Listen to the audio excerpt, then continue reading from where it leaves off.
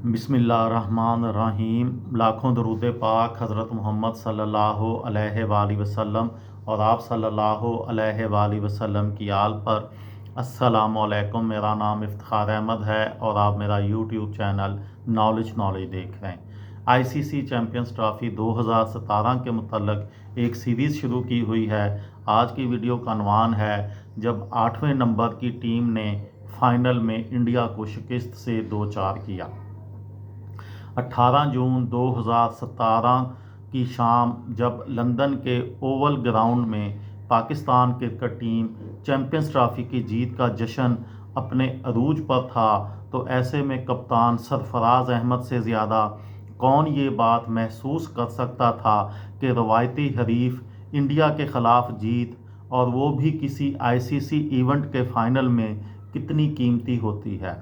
ये वो वक़्त था जब सरफराज अहमद की सोच का धारा अचानक उन्हें 11 साल पुराने एक और यादगार लम्हे तक ले गया, जब पाकिस्तान की अंडर 19 टीम ने उन्हीं की क़यादत में अंडर 19 वर्ल्ड कप फाइनल में इंडिया को ड्रामाई शिकस्त से 2-4 किया था।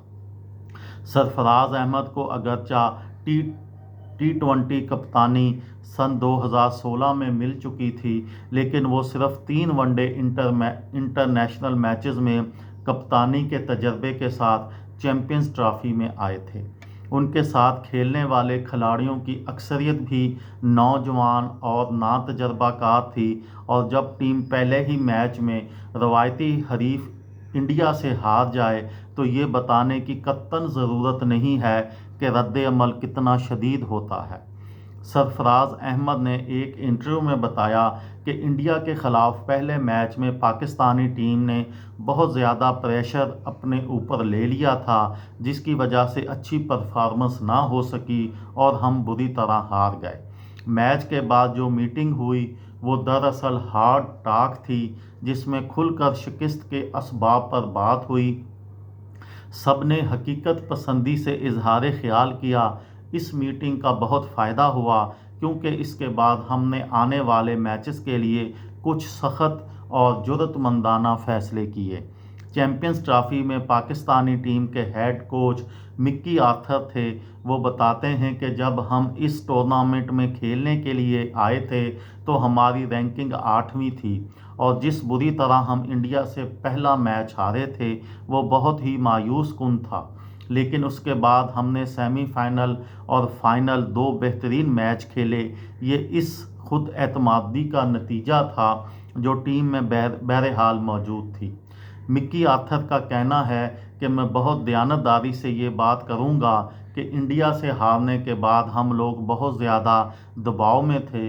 हालांकि हम लोग वेस्ट इंडीज़ के कामयाब दौरे के बाद चैम्पियंस ट्रॉफ़ी में आए थे।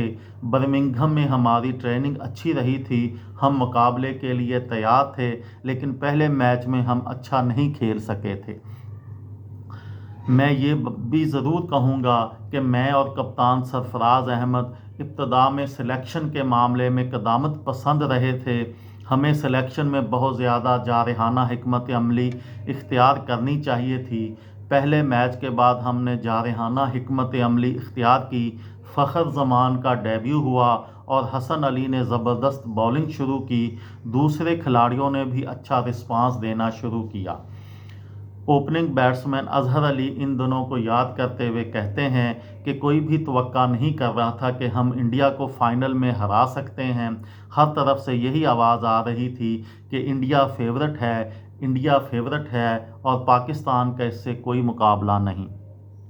चैम्पियंस ट्रॉफ़ी की फ़ाइनल की सबसे याद रखे जाने वाली बात ओपनर फ़खर जमान की शानदार सेंचुरी और इस सेंचुरी को यकीनी बनाने वाली जसप्रीत बुमराह की नो बॉल थी। ये पाकिस्तानी इनिंग्स का चौथा ओवर था।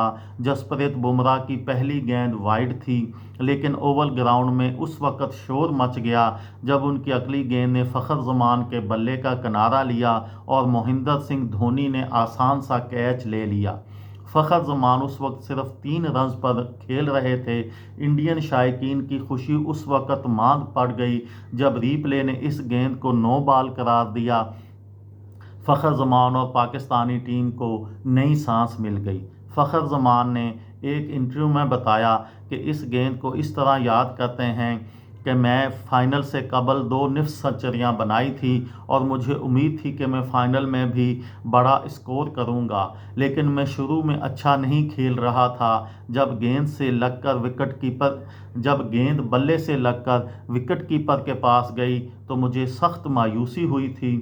میں خوش قسمت تھا کہ وہ گیند نو بال ہو گئی اور مجھے موقع مل گیا اور میں آہستہ آہستہ اپنے نیچرل انداز میں کھیلنے لگا اور سنچری اسکور کی۔ یہ تھی میری آج کی ویڈیو۔